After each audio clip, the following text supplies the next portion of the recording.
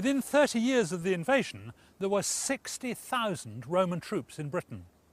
They'd come from some of the most advanced places in Europe, and to them, this sort of settlement must have seemed primitive. This is the story of how they transformed the landscape and laid the foundations for the countryside and the cities that we have today.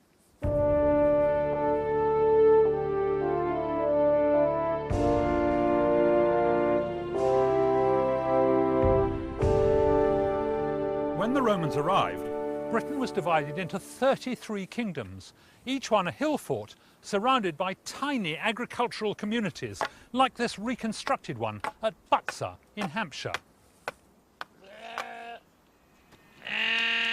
The native Britons lived in large circular houses. The buildings had timber framework, wattle and daub walls, and thatched roofs.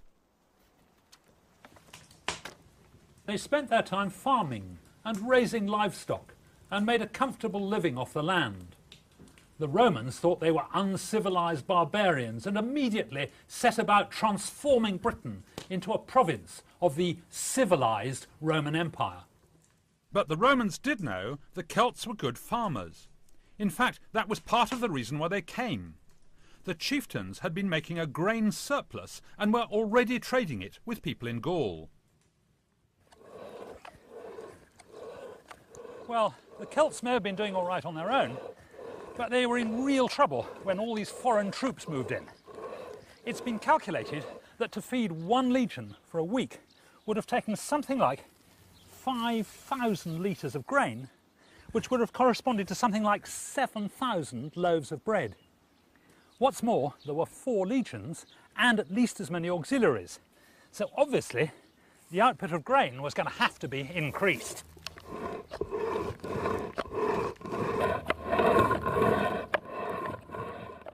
The Romans set about introducing intensive farming methods.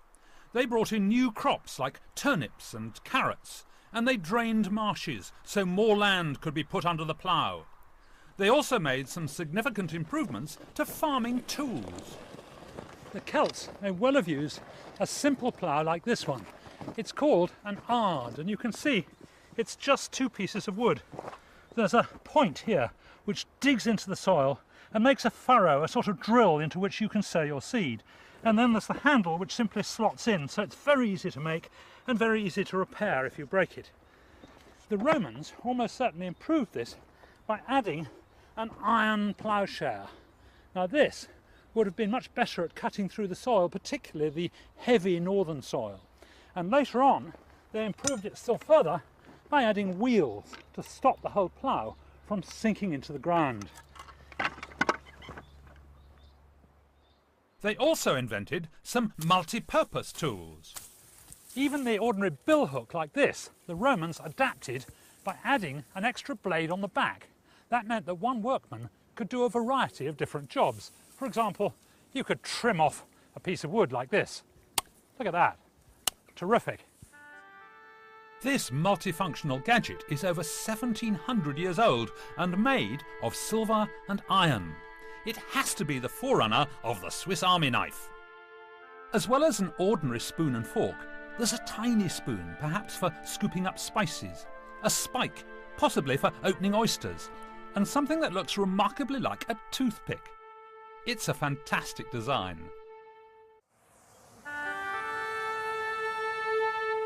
More efficient ways of working the land gave people the freedom to go off and do other things. Many headed for the military camps, where there was money to be made providing goods and services for the well-paid Roman army. Growing trade and commerce helped the development of early settlements alongside the forts. These eventually became Britain's first towns and cities. One of these was York, or Eboracum as the Romans called it, strategically sited in the homeland of the rebellious Brigantes tribe, who lived between the Humber and the Scottish lowlands. Eboracum began as a military settlement, but it soon spawned an important civilian town which eventually became the capital city of the northern province of Roman Britain. York may be best known as a Viking stronghold or a medieval city, but its roots are Roman. And if you look carefully, there are clues to its early occupants. I've been navigating around York using a map of the Roman city, and it's rather interesting. I've just come up Via Praetoria, that's Headquarters Street, and I've met the junction with Via Principalis, that's the main street, High Street, now become High Petergate. And you can see they built the whole thing in a square, and they laid out all their streets in a grid pattern like a modern American city. In fact, this kind of street layout is one of the key characteristics of a Roman town and one of the empire's lasting legacies. Each new town followed a standard blueprint inside a defensive wall. This design was so successful that future generations built directly on top of the Roman foundations. This is one of the fortress towers. Now the top bit is medieval. You can see the big bricks and the arrow slits, but the bottom bit is all Roman, and we know that it's Roman because of that decorative band of orange tiles about 7 feet off the ground. That's almost a trademark of Roman construction.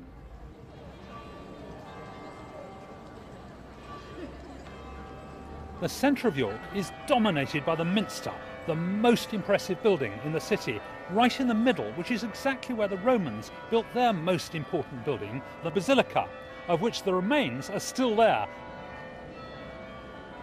The Minster is built right on top of the original Roman building. The evidence is down in the crypt. This is a little building, outhouse, built on the side of the Basilica, the main town hall and meeting place. And this was a Roman road, which would have had soldiers marching up and down.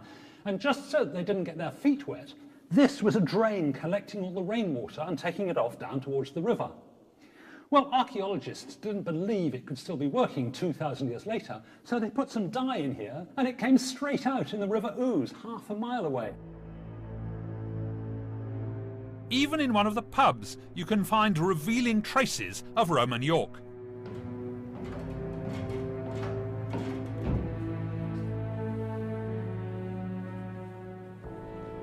Down here in the basement are still the remains of the Roman military bathhouse, where the legionary would have come in his time off for a bit of rest and recreation.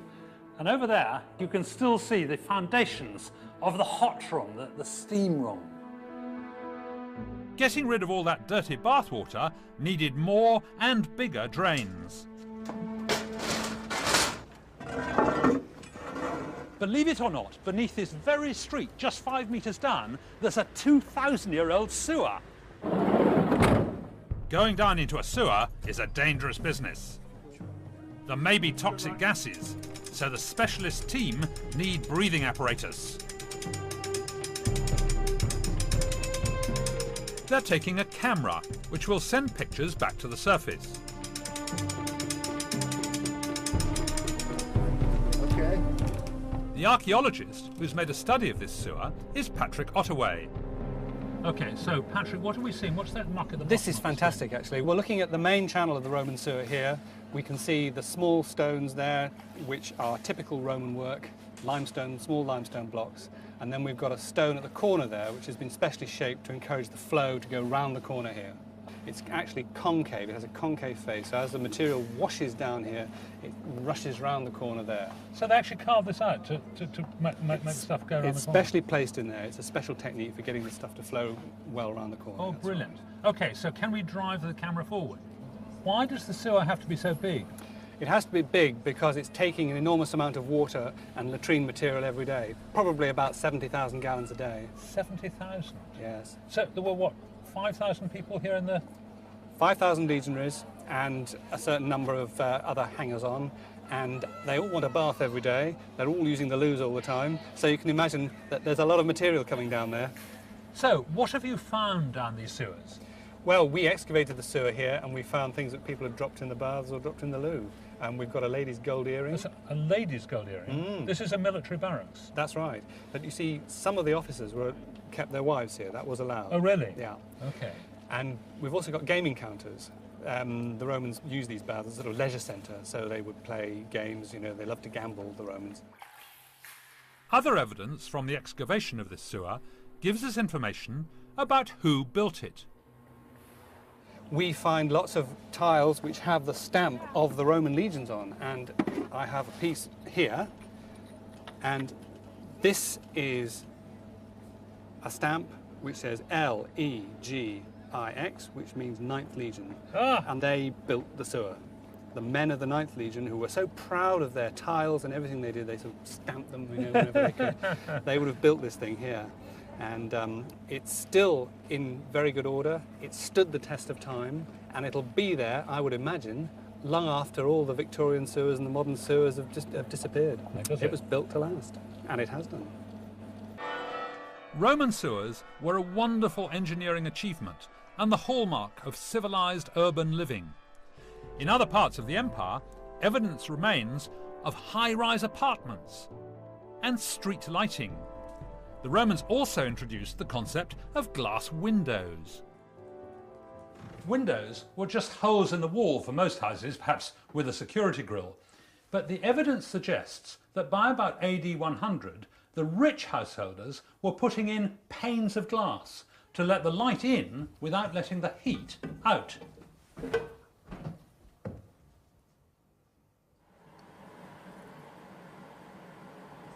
The recipe for Roman glass is well known, but exactly how they made flat window panes has been a bit of a mystery.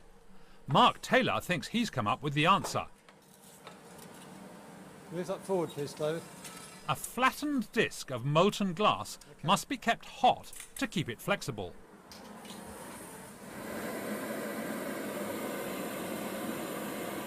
Early theories suggested that molten glass was poured into a mould, but Mark thinks it was somehow pulled into shape. So you just have to tease it out until it's big enough? Yes, I don't think we're quite hot enough in here. I can't really get this furnace much hotter. But it does rely on areas of the glass staying cold and other areas getting hot. So I've got something to pull against when I'm grabbing the cold part and pulling it away from the hot part, and the hot part stretches. Okay, David.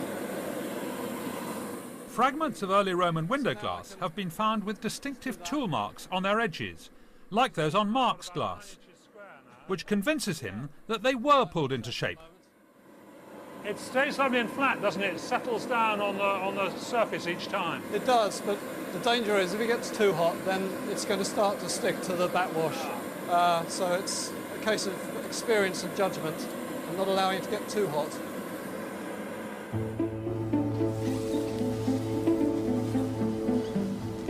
But then glass blowing arrived, and the Romans found a new way of making window panes. First, Mark blows a bubble of glass.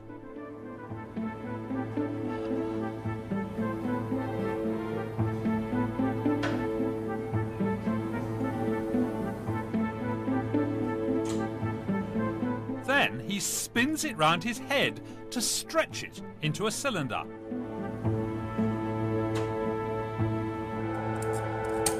Okay, that hopefully will do.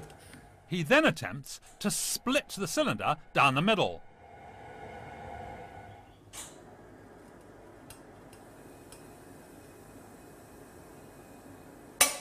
Oh. There we are.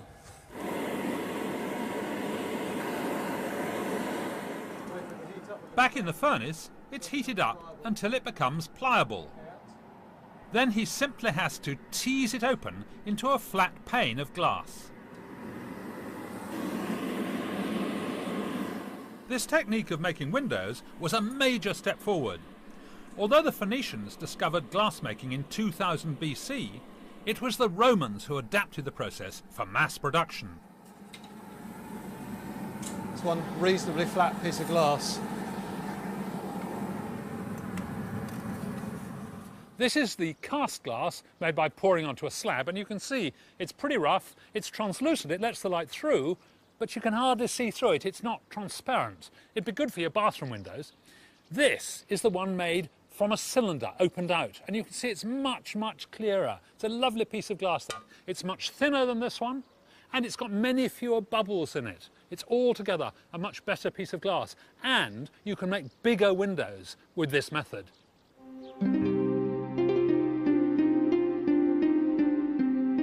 Did you know the Romans used to go out to cafes and snack bars for fast food and takeaways? You could get hot breads and meats, you could get pies and pastries, you could get sausages, and something even more amazing.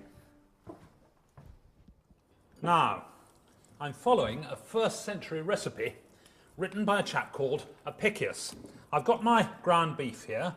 I need just a dash of this fish sauce and some pine kernels and a little bit of di fructum, that sort of sticky wine, and I'm going to mix that all together nicely in here to make a nice gluey lump. And that needs to go in the frying pan and onto the fire.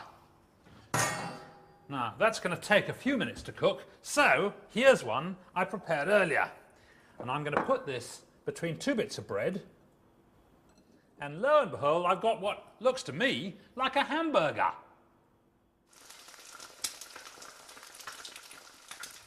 Open kitchen fires in timber-framed buildings must always have been a fire hazard, and presumably early firefighting methods were little more than a bucket of water and perhaps an axe to chop down burning timbers.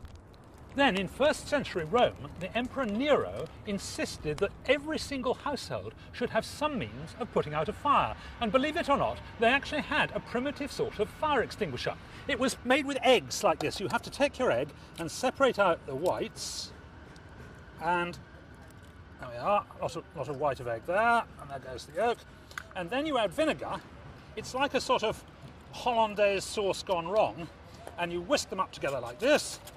Whisk, whisk, whisk, whisk, whisk. And the idea is you chuck this mixture on the fire. The theory being that the vinegar penetrates to the heart of the fire and the egg white forms a protective layer on the top and keeps out the oxygen. Well, I'm a bit dubious myself, but I have to try it out.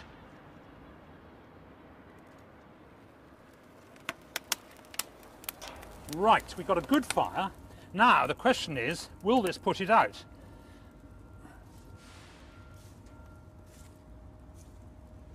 Well, it's not bad. Not bad. It's sort of almost out. There's a bit of smouldering going on, but I have to say that it does seem to work on a small fire. But some Roman towns and cities were razed to the ground by fires that burnt out of control.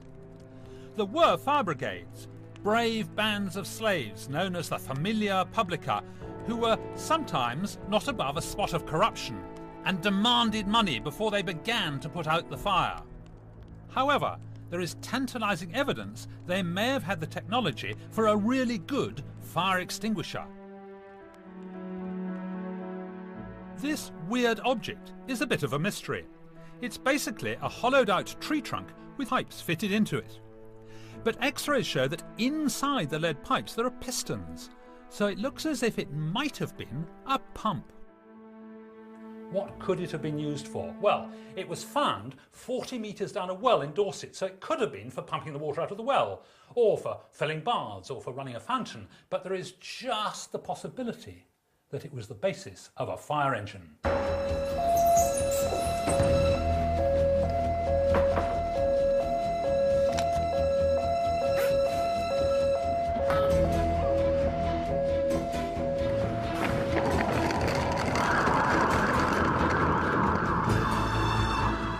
Avon Fire Brigade are helping to test out a pump made to a Roman design.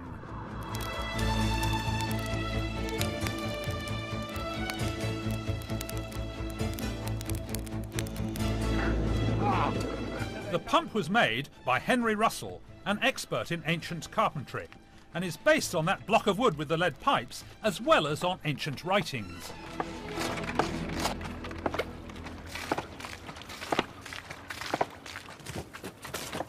Wow!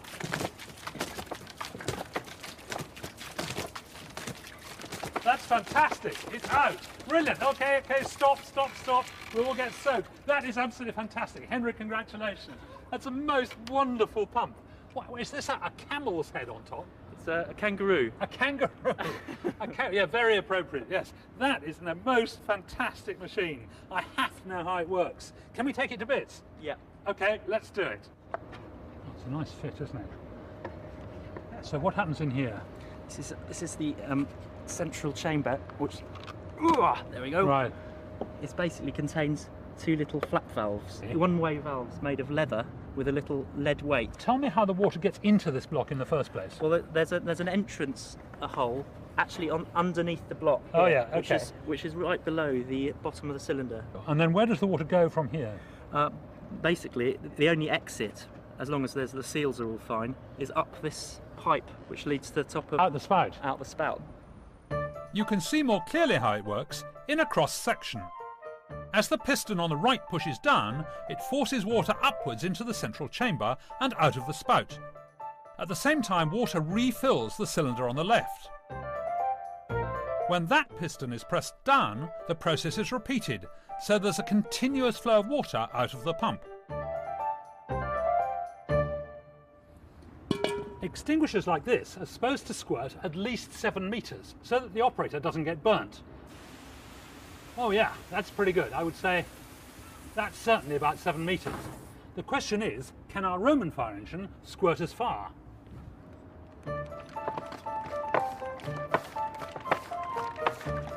That's terrific. I reckon that's going 7 metres. It would pass the British standard at that rate, Henry. Absolutely brilliant. These pumps disappeared with the fall of the Roman Empire, but they re-emerged to much the same design in the Middle Ages. Another example of reinventing what the Romans did for us. Right, now let's get it right up that wall.